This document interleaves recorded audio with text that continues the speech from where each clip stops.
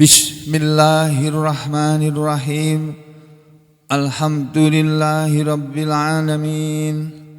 Wassalatu wassalamu ala rasulillah wa ala alihi thahirina ajma'in. Amma ba'du ayyuhan nas, ittaqullaha mastata'tum wasma'u wa ati'u la'allakum turhamun. Para muslimin rahimakumullah, kemarin sudah disampaikan surat yang pertama dari juz Ammah dari belakang, yaitu surat An-Nas yang kita semuanya tentunya sudah pada hafal. Ya, harus hafal karena surat ini selalu dibaca oleh Rasulullah SAW setiap habis sholat fardu. Sholat subuh, sholat duhur, asar, maghrib, isya, itu Rasul itu selalu baca surat ini untuk perlindungan, minta perlindungan kepada Allah dari segala macam mara bahaya yang bisa ditimbulkan dari yang paling sulit diatasi adalah setan. Manusia itu kalah sama setan, kecuali yang ditolong oleh Allah, yang ikhlas orangnya. Jadi saudara sudah hafal, nah itu harus tahu yang dibaca itu apa maknanya. Ya, seperti kemarin sudah disampaikan sampai ayat yang keempat ini, Allah berfirman dalam surat An-Nas, surat Qul a'udzu birabbin nas itu seperti berikut ini. A'udzu billahi minasy syaithanir rajim. Bismillahirrahmanirrahim. Qul a'udzu birabbin nas, malikin nas, ilahin nas, min syarril waswasil khannas. Kemarin sampai di situ kan. Kul katakanlah, a'udzu aku berlindung, birabbin nas kepada Tuhannya manusia, malikin nas rajanya manusia, ilahin nas sesembahannya manusia, yang disembah oleh manusia. Yang disembah oleh manusia itu ya cuma Allah saja yang pantas, lainnya itu tidak pantas untuk disembah. Terus Allah menyuruh kita, menyuruh Nabi Muhammad SAW, dan ayat ini berlaku juga untuk kita. Kita disuruh juga oleh Allah berlindung kepada Allah yang merupakan Tuhannya manusia, Raja manusia, sesembahan manusia. Berlindung dari apa? Min syarril waswasil khannas, min dari syarri kejahatan atau keburukan, al waswasi yang membisik-bisikkan, yang tukang bisik-bisik, pembisik-pembisik maksudnya setan, karena setan itu pekerjaannya membisik-bisiki hati manusia. Dia tidak ngomong, kita tidak pernah dengar suara setan, dia cuma membisik-bisikkan dalam hati kita. Dari bisikan-bisikan setan, maksudnya begitu, al-khannas yang menunggu, yang selalu menunggu kesempatan. Ini surat Qul a'udzu birabbin nas ini di dalam terjemah Kementerian Agama ada di halaman 65 ya. Ini terjemahannya dari Kementerian Agama RI nih. Ya nih, Pak Saudara tambah paham. Surat ini dinamakan surat An-Nas. An-Nas artinya manusia. Ada surat namanya surat manusia. Itu artinya manusia itu penting untuk diperhatikan, dibicarakan. Nanti ada surat namanya Al-Jin. Surat namanya surat jin. Itu jin juga penting untuk kita ketahui. Manusia juga penting untuk kita ketahui. Tapi nggak ada surat namanya surat asyaiton, itu nggak ada. Surat setan itu nggak ada. Kalau ada kan ngeri itu. Wah, surat setan sih nggak ada. Surat malaikat ada. Surat namanya surat malaikat ada dalam Al-Quran. Itu nama lain dari surat Fussilat kalau nggak salah ya. Itu surat malaikat. Terus ada banyak macam-macam ya nama-nama surat dalam Al-Quran. Dan semua nama-nama surat dalam Al-Quran adalah sesuatu yang penting. Termasuk surat yang bernama manusia. Manusia itu penting, makanya dibahas oleh Allah. Katakanlah wahai Muhammad, aku berlindung kepada Tuhannya manusia, Malikin Nas, Raja manusia, Ilahin Nas, sembahan manusia. Berlindung kepada apa? Berlindung dari apa? Berlindung dari kejahatan atau bisikan setan yang bersembunyi. Al-Khannas dijadikan yang bersembunyi, dan itu betul, boleh. Al-Khannas itu banyak artinya. Sebagian ulama mengartikannya Al-Khannas itu bersembunyi. Setan itu kerjanya bersembunyi. Makanya kita nggak pernah bisa lihat setan. Dia tersembunyi dari kita. Ya. Terus ada mengartikan mundur-mundur. Al-Khannas itu mundur-mundur. Kalau orangnya lagi ngaji, lagi sholat, dia nggak mau mendekati, nggak bisa mendekati. Kalau orangnya sholatnya khusyuk, nggak berani mendekati. Kalau orangnya sholatnya ikhlas, nggak berani dekati. Atau menunggu kesempatan, ditunggu. Jadi setan itu sabar menunggu sampai manusia ini lupa sama Allah, baru dia masuk. Masya Allah. Kalau kita suruh nunggu aja nggak sabar. Ustaz kok nggak keluar-keluar nih? Ngapain sih di dalam ini? Padahal mungkin aku di dalam sana kan buang air kecil kah, buang air besar kah? Ngapain lagi? Seperti tadi nih melanjutkan pembicaraan dengan anakku, via WA beberapa hari kok nggak pernah ngasih kabar, gimana nih anak ini? Nah baru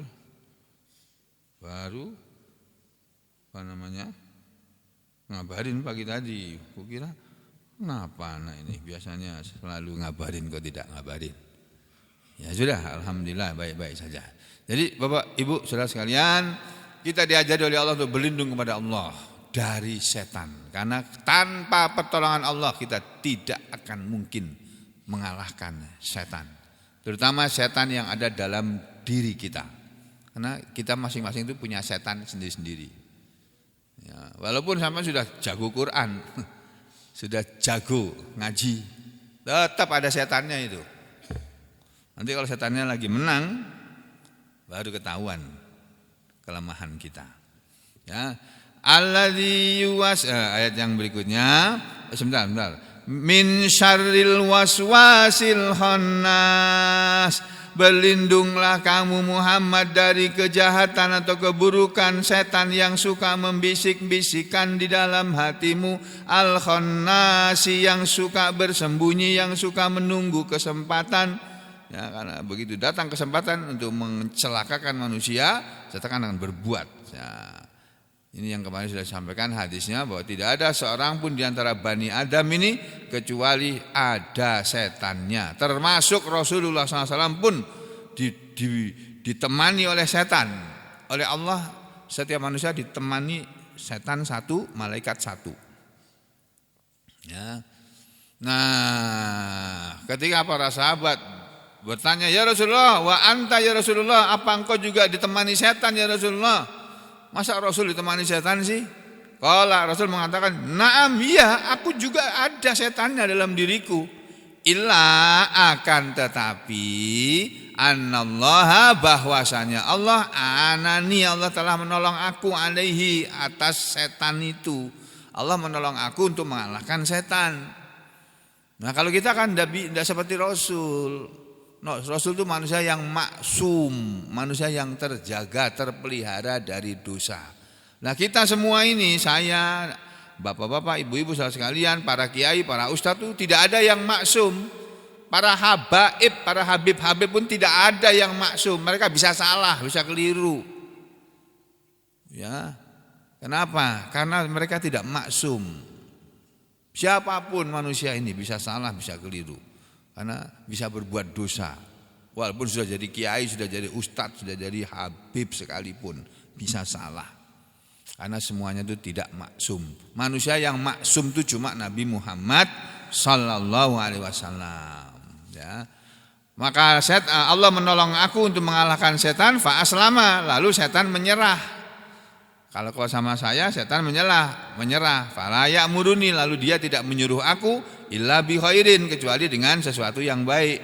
Jadi setan pun kalau menyuruh Nabi menyuruh dengan sesuatu yang baik, ya. Ini kemarin juga sudah dibacakan.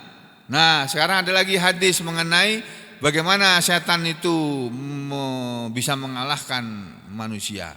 Hadis ini diriwayatkan oleh Imam Ahmad. Wa qala al-Imamu Ahmad, ini ditulis dalam kitab tafsir Ibnu Katsir, ya, hadis ini. Ana Asim, dari rawi yang bernama Asim. Dia Asim ini mengatakan, sami itu aku telah mendengar Aba Tamimah, orang yang bernama Abu Tamimah, yang yuhaditsu, dia sedang bercerita tentang rodifa Rasulillah, tentang orang yang menggonceng Rasulullah SAW. Kala, sahabat ini bercerita, ya, bahwa dia dulu pernah menggonceng Rasulullah SAW. Jadi Rasulullah SAW bawa onta, dia di belakangnya menggonceng. Rasul itu kayak begitu, mau goncengin orang, mau jadi supir. Rasul, mana ada Jokowi mau menjadi supir, nyupirin orang lain. Gak ada kisahnya. Presiden selalu disupirin, gak mau nyupirin dia. Mau buka pintu aja seperti orang gak bisa buka pintu, dibukakan pintu. Kan bisa buka pintu sendiri, tapi enggak, dibukakan pintu. Kalau Rasul gak mau gitu, buka pintu sendiri, naik onta, nyupiri sendiri, gonceng sahabatnya di belakang.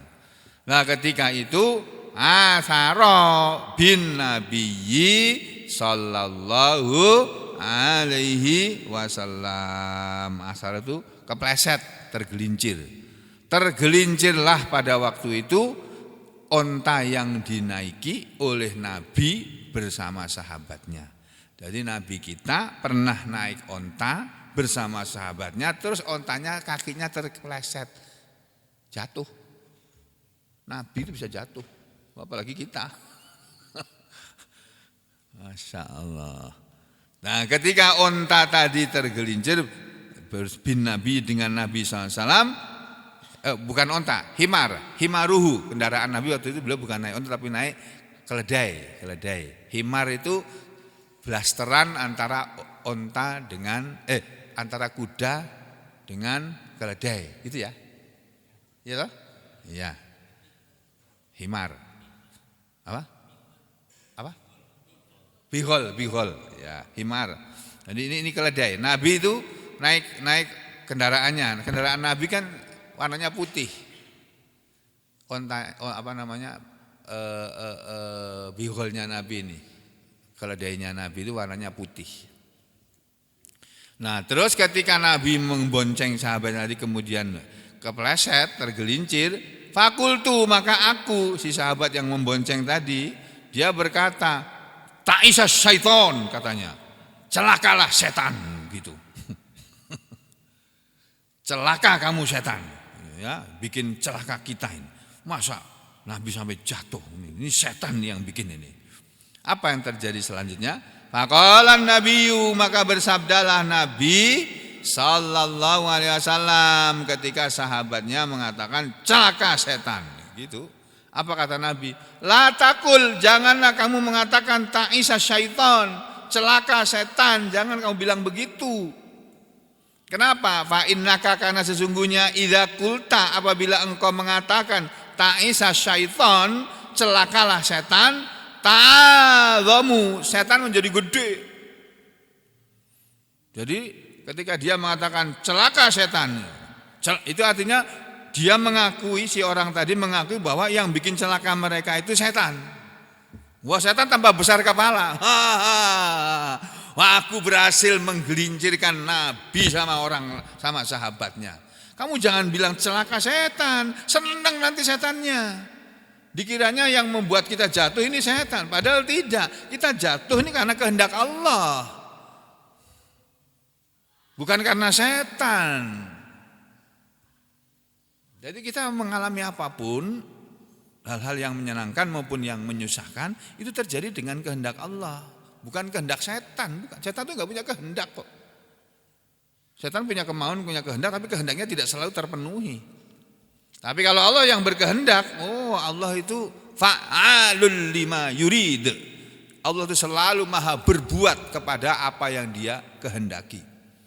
Kalau Allah mengendaki sesuatu, idza syaa, kalau Allah mengendaki sesuatu, fayakul, maka Allah akan mengatakan kun, jadilah, terjadilah, fayakun, lalu terjadilah apa yang dikehendaki oleh Allah. Kun fayakun. Kalau Allah sudah mengendaki sesuatu, Allah tinggal mengatakan kun gitu aja, fayakun, jadilah, maka terjadilah apa yang Allah kehendaki. Kalau kita kan nggak bisa. Ini tempat ini wadah kacamata. Ini kacamata ini baru aja saya beli waktu pertemuan ilmiah di Jakarta kemarin. Ya, saya nginep di hotel bintang 5 semalam, harganya 2,5 juta semalam. Enak banget Pak hotelnya. Sayangnya yang nggak ada bunda lagi gitu. Sayangnya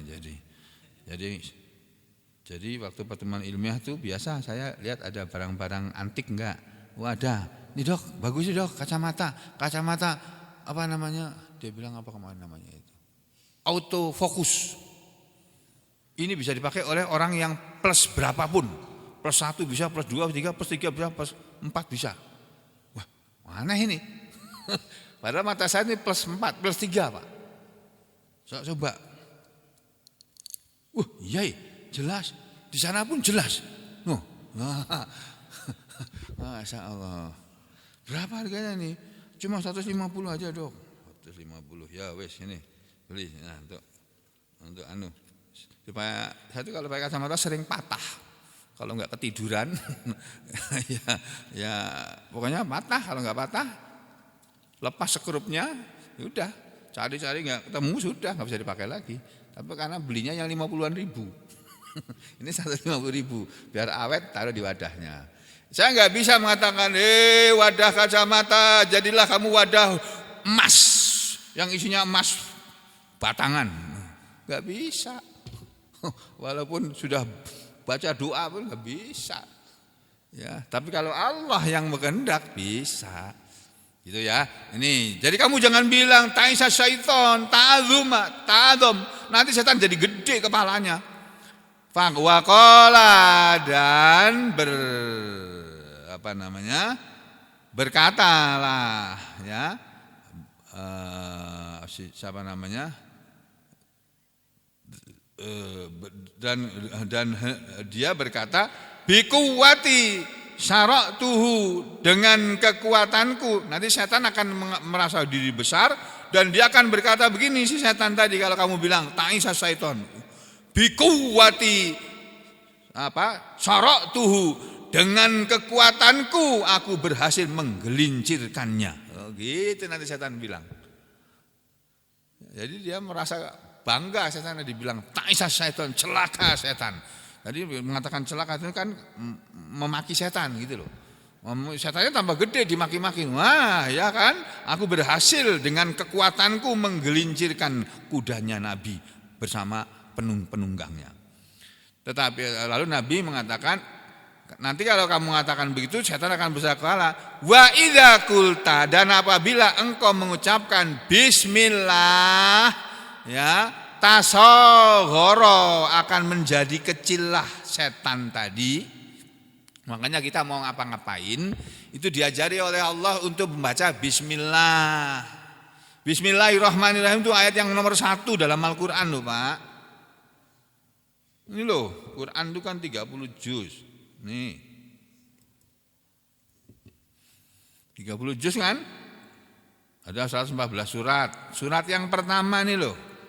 Namanya surat Al-Fatihah. Itu yang biasa saudara kita dari kalangan Nahdien tuh suka sedikit-sedikit Al-Fatihah. Wah, itu sana suka sekali mereka baca itu.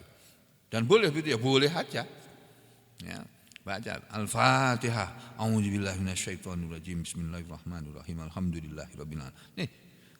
Ayat yang pertama itu bunyinya Bismillahirrahmanirrahim ini loh, ayat Quran ini.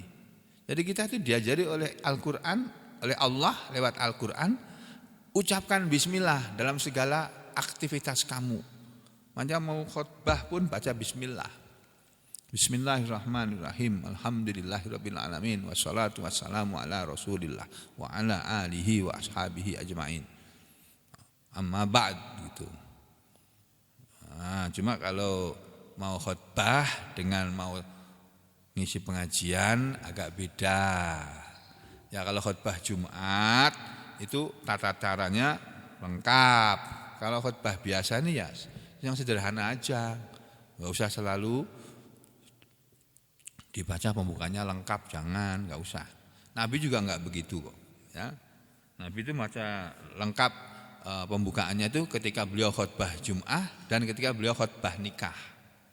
Itu baca 3 ayat utama itu. Ya ayyuhalladzina amanu. Itu khutbah khutbatul hajah namanya. Khutbah untuk hajat, khutbah untuk khutbah nikah. Itu lengkap. Khutbah Jumat juga begitu. Kalau khutbah yang lainnya beliau sederhana. Ya, nanti banyak khutbah-khutbah Nabi. Ada satu buku istilahnya khutbatun Nabi, khutbahnya Nabi. Banyak sekali Nabi khutbah. Itu isinya hadis-hadis tentang khutbahnya Nabi. Nah, ini ya, jadi kembali ke sini. Kalau kamu mengatakan, kata Nabi, iwa idza qulta, kalau kamu tadi bilang bismillah, tasawwara, akan menjadi kecil setan itu tadi. Tapi kalau kamu bilang ta'isa syaitan, sudah jadi gede, jauh gede banget dia. Tapi kalau kamu bilang bismillah, tasawwara, akan menjadi kecillah setan tadi, hatta sampai yasiro, dia akhirnya menjadi misla dzubab, sebesar lalat. Setan bisa kecil jadi sebesar lalat, kita pites gitu. Kalau itu lalat. Nah, kalau lalatnya setan yang berwujud lalat ya kita nggak bisa lihat. Ya, gitu. Nah, sudah gini ya. Jadi kita diajari oleh hadis ini supaya kalau ada apa-apa, kalau kita mau melakukan sesuatu aktivitas, memulainya dengan bismillah. Tuh, mau mulai kerja juga bismillah. Saya kalau mau nyuntik juga baca bismillah.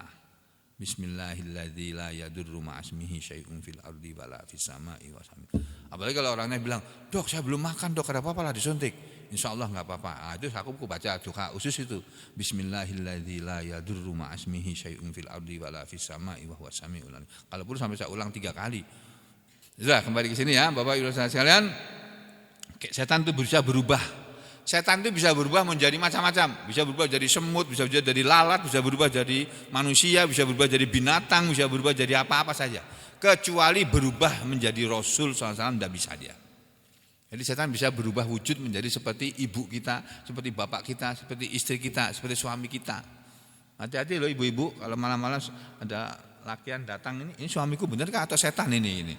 Hati-hati loh ya. Jangan-jangan setan ini itu. Karena bisa menjelma itu, manusia setan bisa menjelma menjadi suami kita, jadi istri kita bisa.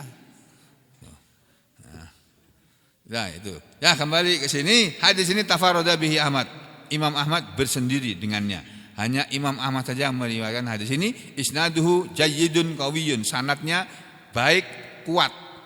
Wa fihi, dan di dalam hadis ini dalalatun, ada petunjuk ala kepada annal qalba, bahwasanya hati manusia itu, bahwa hati manusia itu menurut hadis ini mata dzakarallah,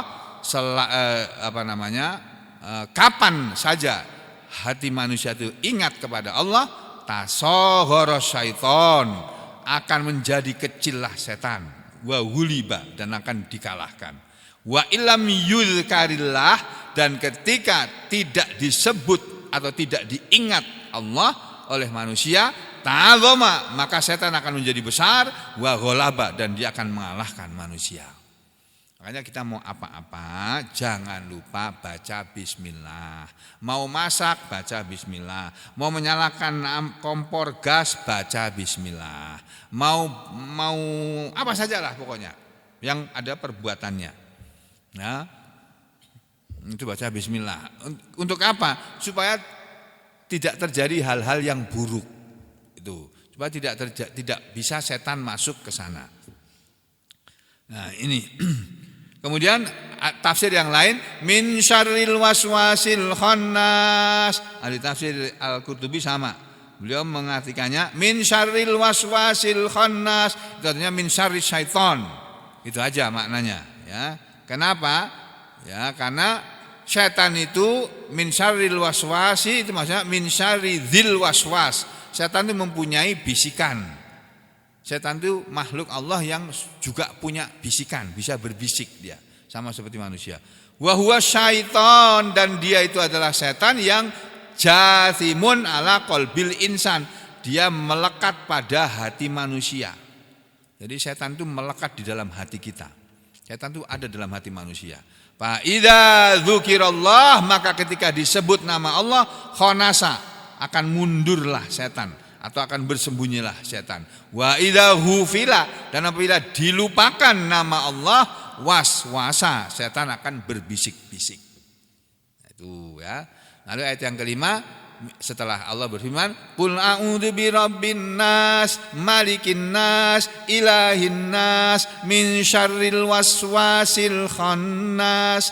Nah, ayat yang berikutnya, alladzi yuwaswisu fi sudurin nas. Alladzi, setan itu yang yuwaswisu, selalu membisik-bisikan, fi, di dalam, suduri, dada-dada, maksudnya hati-hatinya, annasi, manusia. Setan itu pekerjaannya selalu membisik-bisikan sesuatu bisikan di dalam hati manusia. Jadi kalau ada bisikan dalam hati kita, kalau bisikan itu baik, ya, itu berarti bukan dari setan. Kalau bisikannya itu buruk, bisikan dalam diri kita, di telinga kita atau di dalam hati kita ada bisikan yang buruk, itu dari setan. Tapi kalau bisikan yang baik, itu dari Allah, dari malaikat yang ditugaskan oleh Allah untuk menjaga manusia. Yakni bidzalika, yang Allah maksudkan dengan alladzi yuwaswisu fi sudurin nas, itu adalah asyaiton, al-waswas, setan yang membisik-bisikan tadi. Alladzi, yang yuwaswisu, dia selalu membisik-bisikan fi sudurin nas, di dalam hati manusia. Jinnihim, baik setan dari bangsa jinnya mereka, wa insihim, dan setan dari bangsa manusianya, sama saja. Setan itu kan ada dua jenis, dari bangsa jin ada setannya, dari bangsa manusia pun ada setannya. Kalau manusia yang beriman, manusia yang baik, dia akan membolehkan manusia berbuka puasa bersama. Kenapa? Karena Rasul menyuruh begitu. Berbuka puasa bersama itu Rasul sering. Dengan para sahabatnya yang miskin-miskin terutama. Nah, kalau ada orang melarang buka bersama, oh berarti itu bukan manusia, bukan manusia yang beriman, bukan manusia yang meniru Rasulullah sallallahu alaihi wasallam. Lah meniru siapa? Embuh, enggak tahu meniru siapa. Ya, makanya kita jangan melarang orang berbuat baik, jangan. Nah, melarang orang untuk berbuat yang tidak baik, nah itu betul. Masa buka bersama kok dilarang? Ya jangan. Rasul aja membolehkan kok. Allah aja menyuruh kok. Ya. Nah, kembali ke sini. Kalau dalam tafsir yang lain, dalam tafsir Ibnu Katsir diterangkan, alladzi yuwaswisu fi sudurin nas, setan itu yang selalu membisik-bisikkan di dalam hati manusia. Lalu beliau mengatakan, Ibnu Katsir mengatakan, hal yahtassu hada bi bani Adam, apakah ini khusus untuk Bani Adam saja, kama huwa dzahir, sebagaimana dzahir ayat ini, au yaum, atau dia bersifat umum kepada Bani Adam wal jinni, kepada manusia dan bangsa jin. Apakah yang membisik-bisikkan di dalam hati manusia itu khusus setan dari jenis Bani Adam, atau setan dari jenis Bani Adam dari jenis jin? Fihi qaulani, di dalam hal ini ada dua pendapat.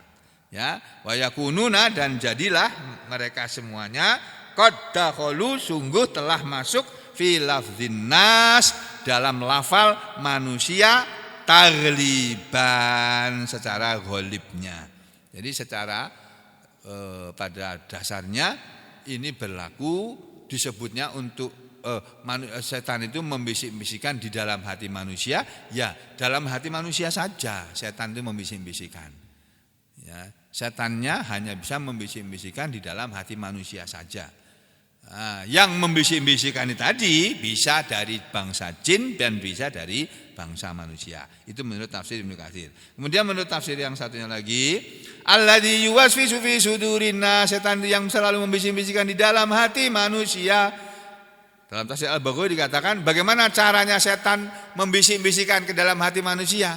Bil kalamil khafi, dengan kalimat yang dengan kata-kata yang samar-samar, yang tersembunyi.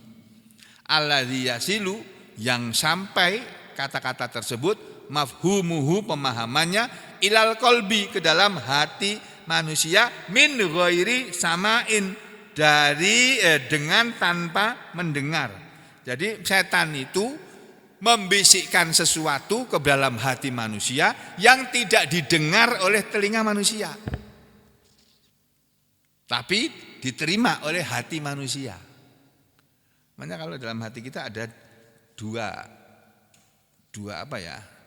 Dua apa namanya? Ya ada dua apa ya? Bisikan pada dua hal. Ini berangkat apa enggak? Ngaji apa enggak? Gitu misalnya. Hari ini aku ngaji apa enggak ya? Udah, jangan mikir panjang, ngaji gitu aja sudah. Itu yang benar. Jangan bilang enggak usah ngaji dulu lah, capek aku. Itu setan itu sudah. Ya. Sedekah apa enggak ya? Sudah sedekah, itu aja. Yang baik itu sedekah. Jangan dulu lah, nanti aja sedekahnya. Sudah, salah, kamu kalah sama setannya. Kamu kalah sama setannya. Menurut ahli tafsir Muqatil, dalam tafsir Al-Baghawi dikatakan, ahli tafsir Muqatil mengatakan, inna syaitan, sesungguhnya setan itu fi surati khinzir, bisa berbentuk dalam bentuk babi. Setan itu bisa berubah bentuknya menjadi seperti babi.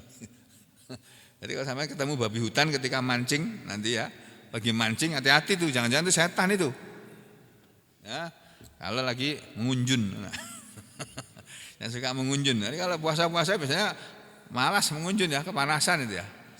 Malasan malas ya.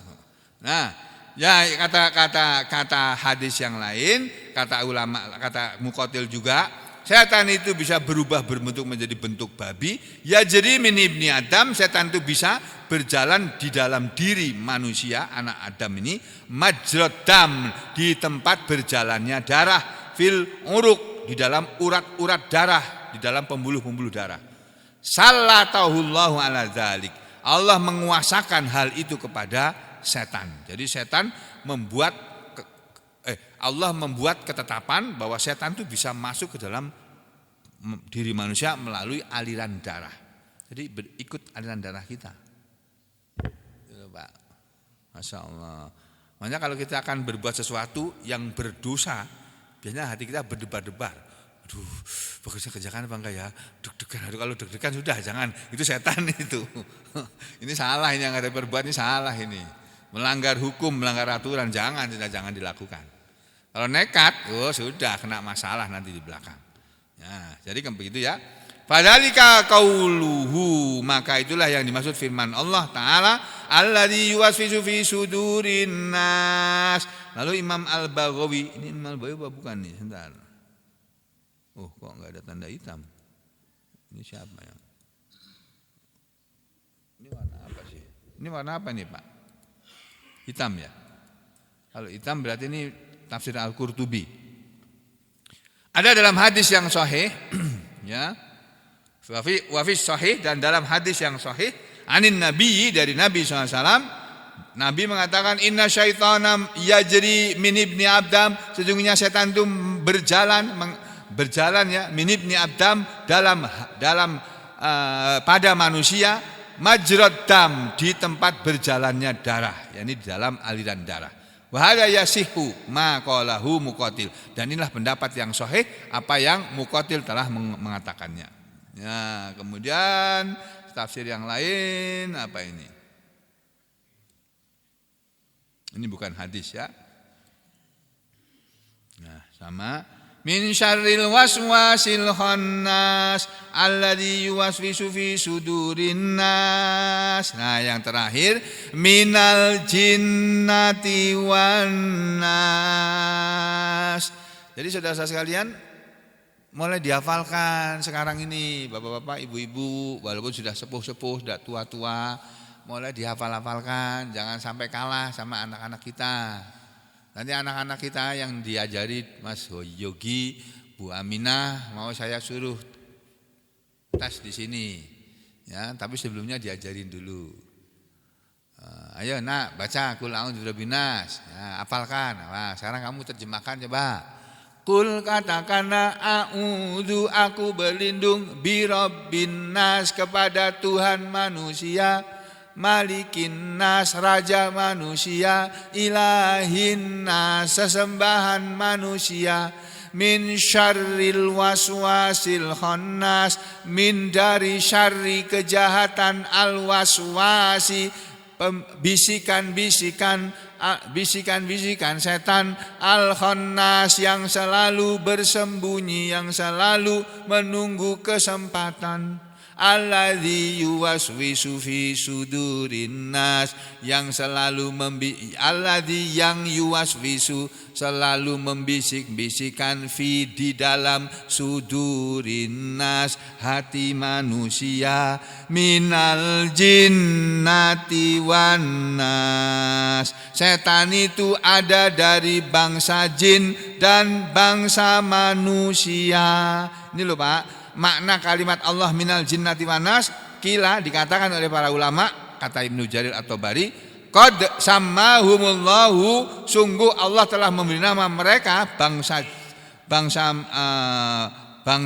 jin, ya, fi hadzal maudi, pada tempat ini, nasan, dengan sebutan manusia. Ya, bahwa setan itu ada dari jenis bangsa jin dan ada dari jenis manusia. Jadi kata Imam At-Tabari, jadi Allah menyebut mereka setan itu dengan sebutan manusia. Ada setan manusia itu ada. Manusia tapi setan, setan tapi bentuknya manusia. Ada. Itu maknanya. Nah, makanya kata Imam Al-Baghawi, kata Imam Al-Qurtubi, kata Imam Ibnu Jarir, faqala, maka dari itu Allah berfirman di dalam surat Al-Jin ayat 6 itu loh. Wa annahu kana rijalum minal insi ya'udzuna birijalim minal jin. Oh, ini ada ayat yang menunjukkan bahwa Allah menyebut setan itu dengan kata-kata laki-laki, ya. Wa annahu, dan bahwasanya kana ada rijalun, laki-laki, minal insi, dari bangsa manusia, yang ya'udzuna, laki-laki bangsa manusia itu mereka berlindung, birijalin, dengan laki-laki, minal jinni, dari bangsa jin. Jadi setan itu ada laki-lakinya, ada perempuannya. Sama seperti manusia. Manusia itu ada yang laki-laki, ada yang perempuan. Setan juga begitu, jin juga begitu. Ada jin laki-laki, ada jin perempuan. Ada setan laki-laki, ada setan perempuan. Makanya kita kalau ketemu perempuan hati-hati. Jangan-jangan terus ini perempuan apa setan ini itu. Kalau dia menyuruh kita kepada yang jahat, yang buruk, ini bukan perempuan manusia ini perempuan setan ini. Gitu. Tapi cantik ya. Ya itu, godaannya di situ, cantiknya itu yang menggoda kamu. Cantik kan menggoda, Pak. Ya. Menggoda apa enggak? Menggoda. Semua tergoda sama kecantikan. Oh. Jangankan orang biasa, mata ustadz ini loh, melihat orang cantik aja kadang-kadang aduh, macam gini. Nah gimana? Ini orang apa Bu? Ini orang apa bidadari ini? Ya, orang yang berjilbab itu ada yang cantik-cantik loh Pak. Bukan yang saya maksud bukan artis-artis itu, bukan. Kadang-kadang kita dengan perempuan gitu ya, udah warnanya kulitnya putih, nggak pakai make up, bajunya anggun, cantik pula. Sayangnya udah ada suaminya sebelahnya. Nah, itu aja. Ini bercanda aja ya, daripada ngantuk sampean itu. Jadi ada laki-laki dari bangsa manusia yang mereka selalu berlindung kepada laki-laki dari bangsa jin. Faja'alal jinna rijalan, maka Allah menjadikan bangsa jin itu dengan sebutan laki-laki. Wa kadzalika, dan demikian juga ja'ala, Allah menjadikan minhum dari mereka nasan dengan sebutan manusia. Dari antara bangsa jin disebut oleh Allah dalam surat An-Nas sebagai manusia. Manusia ada yang setan itu ada yang berbentuk manusia, setan itu ada yang berbentuk laki-laki. Minal jinnati wan nas, kata Al-Baghawi sama, yakni Allah maksudkan yadkhulu fil jinni, yang masuk dalam bangsa jin. Jadi kama sebagaimana yadkhulu fil insi, masuk ke dalam bangsa manusia. Jadi setan itu ada yang berwujud jin dan ada yang berwujud manusia. Sama yuwaswisu, setan yang berbentuk manusia pun membisik-bisikan lil jinni, kepada bangsa jin, kama seperti yuwaswisu dia membisik-bisikan lil insiyi, kepada bangsa manusia. Begitu kata Imam Al-Kalbi ya. Jadi ini ada macam-macam tafsir, semuanya sama. Yang dimaksudkan itu setan itu bisa membisik-bisikkan di dalam hati manusia dengan bisik-bisikan yang tidak baik, gitu loh. Sama Ibnu Katsir juga mengatakan seperti ini. Ya, kama qala ta'ala, sebagaimana Allah Ta'ala berfirman dalam surat Al-An'am, wa kadzalika ja'alna likulli nabiyyin aduwasyayatinal insi wal jin. Wa kadzalika, dan demikianlah ja'alna, kami Allah telah menjadikan likulli nabiyyin, bagi setiap nabi, aduan, ada musuhnya. Setiap nabi itu punya musuh yang terdiri dari syayatinal insi wal jin. Musuh para nabi adalah setan-setan dari bangsa manusia dan bangsa jin, yang yuhi ba'duhum ila ba'din, mau membisik-bisikan sebagian mereka kepada sebagian yang lain, membisikkan zuhrufal qaul, perkataan yang indah-indah, yuhururan, tetapi menipu. Jadi saudara sekalian, Bapak Ibu dan saudara sekalian, kalau Ibu Bapak mendengar ucapan yang indah-indah, hati-hati, itu bisikan yang indah, ucapan yang indah itu hati-hati ya. Kadang-kadang itu berasal dari penipu-penipu, dari al-ghurur, para penipu-penipu yang tidak lain adalah setan. Jadi kalau saudara tahu iklan, ayo siapa yang mau investasi di sini? Nah, kalau investasinya 1 juta, nanti dalam 3 bulan akan dapat keuntungan berapa misalnya? 1 juta tanam modal itu, nanti 3 bulan akan dapat keuntungan 300.000. Wah. Setiap bulan akan dapat 300. Investasi di sini, di perusahaan kami ini. Orang berbondong-bondong. 1 juta, 300.000 3 bulan. Oh, mau aku. Taruh 10 juta ke tempat. Iya, 10 juta taruh. Betul, 3 bulan kemudian dapat berapa? Bukan. Kalau 1 juta 300.000, kalau 10 juta berapa? 3 juta, betul. Nah, betul. Tapi 3 bulan berikutnya enggak ada apa, sudah dibawa lari ya. Berapa kali kejadian seperti itu, investasi bodong berkali-kali terjadi. Kok ya masih ada itu loh orang percaya. Bapak, Ibu, saudara sekalian, enggak ada kisahnya orang kaya raya mendadak tuh enggak ada. Orang kaya raya itu, semua orang kaya di Indonesia ini, yang paling kaya di Indonesia ini, ya di Indonesia ini, mau Nur Salim, Samsul Nur Salim kah, mau itu siapa itu yang punya Indomaret itu, siapa namanya itu? Hah? Ya, Haritanu Sudibyo itu, atau mau pemilik Hartono Mall itu, Pak Hartono bersaudara itu, atau pemilik Jarum Kudus yang rokoknya sampean beli tuh, yang bikin sugih ya kamu sampean itu, yang rokok itu, ya. Terus apalagi yang punya apa itu? Ada berapa puluh orang-orang kaya di Indonesia Itu mereka awalnya dari miskin semua itu. Nggak ada yang langsung sugih. Makanya kalau sampai ditawari investasi itu semua itu bohong. Nah ini loh. Ya, zuhrufal qaul, perkataan yang indah-indah itu rata-rata hururon, menipu. Makanya saudara jangan suka menipu orang dengan kata-kata yang indah. Jangan. Sama dengan setan sampean tuh kalau suka berkata-kata indah tapi maksudnya tujuannya untuk menipu. Itu ya.